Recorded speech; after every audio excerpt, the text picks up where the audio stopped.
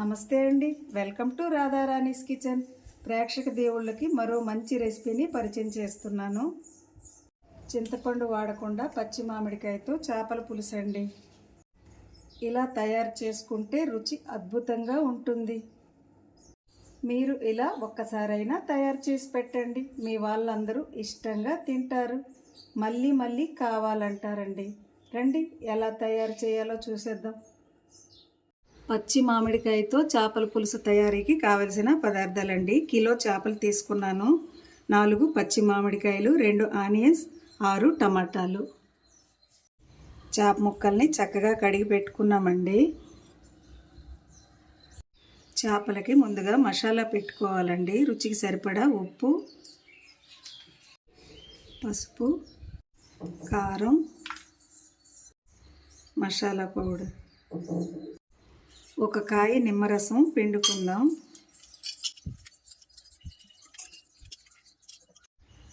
కొద్దిగా ఆయిల్ వేసుకున్న వాటిల్ని మంచిగా ముక్కకి పట్టేలా చక్కగా కలుపుకోవాలండి. ఉప్పు, కారం, మసాలా ముక్కకి మంచిగా పట్టుకుంటాయండి. ఈ విధంగా కలుపుకోవడం వల్ల,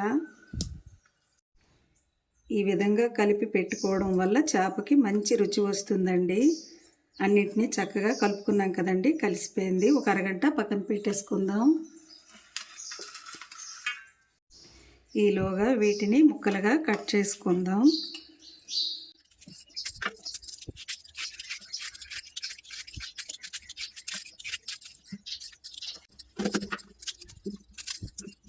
అన్నింటినీ ముక్కలుగా కట్ చేసుకున్నామండి. టమాటాలు మాత్రం ఇలా కట్టర్లో వేసుకున్నాను.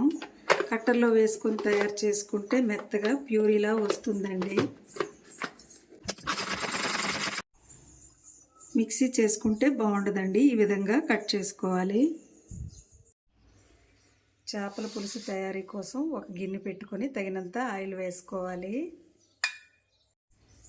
ఆయిల్ వేడెక్కిందండి. కొద్దిగా ఆవాలు వేగుతున్నాయండి. సన్నగా తరిగిన ఆనియన్స్ వేసుకుంటున్నాను. ఆనియన్స్ వేసుకొని లైట్ గోల్డ్ కలర్ వచ్చే వరకు ఫ్రై చేసుకోవాలండి.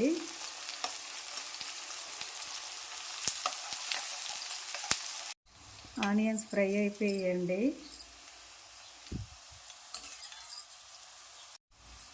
ఒక స్పూన్ అల్లం వెల్లుల్లి పేస్ట్ వేసుకొని పచ్చి వాసన పోయే వరకు ఫ్రై చేసుకోవాలి.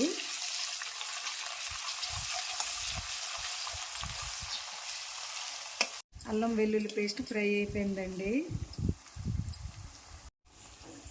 పసుపు, రుచికి సరిపడా ఉప్పు, కారం 1 స్పూన్.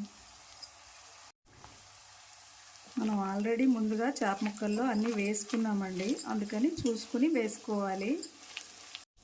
కట్ చేసుకున్న టమాటా వేసుకుంటున్నాను. టమాటా వేసుకున్నాక మంచిగా ఫ్రై చేసుకోవాలండి, కలుపుకుంటూ.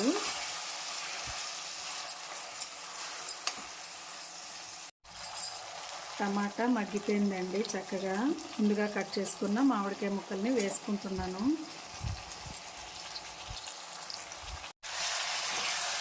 మామిడికాయ ముక్కలు వేసుకున్నాక ఒక 5 నిమిషాలు హైలో పెట్టుకుంటూ మెత్తగా మగ్గించుకోవాలండి.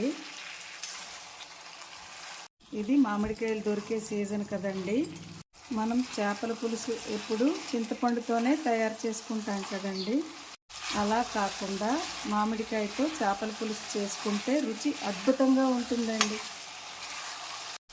మీరు కూడా ఇలా ట్రై చేసి చూడండి, మీకు కూడా చాలా నచ్చుతుంది.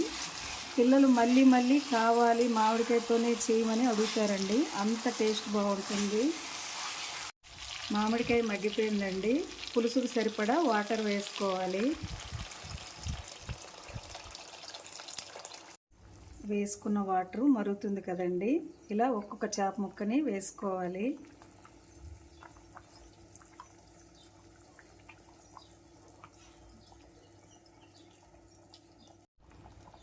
చేపల పులుసు చేసుకునేటప్పుడు ఎప్పుడైనా పుల్లటి మామిడికాయలు తీసుకోవాలండి.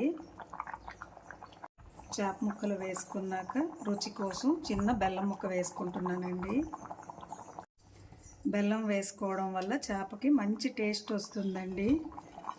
10 నిమిషాలు మూత పెట్టుకుని ఉడకనివ్వాలి.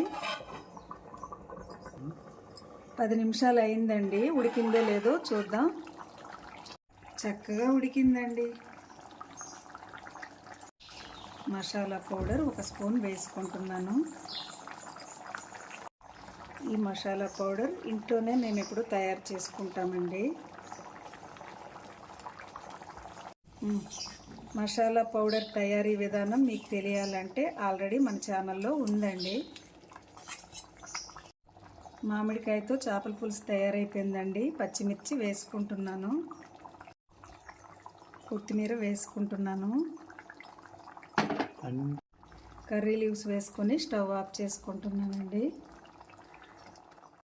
మీకు గనక ఈ వీడియో నచ్చినట్లయితే లైక్ చేయండి, షేర్ చేయండి, మా ఛానల్కి సపోర్ట్ చేయండి. Thanks for watching.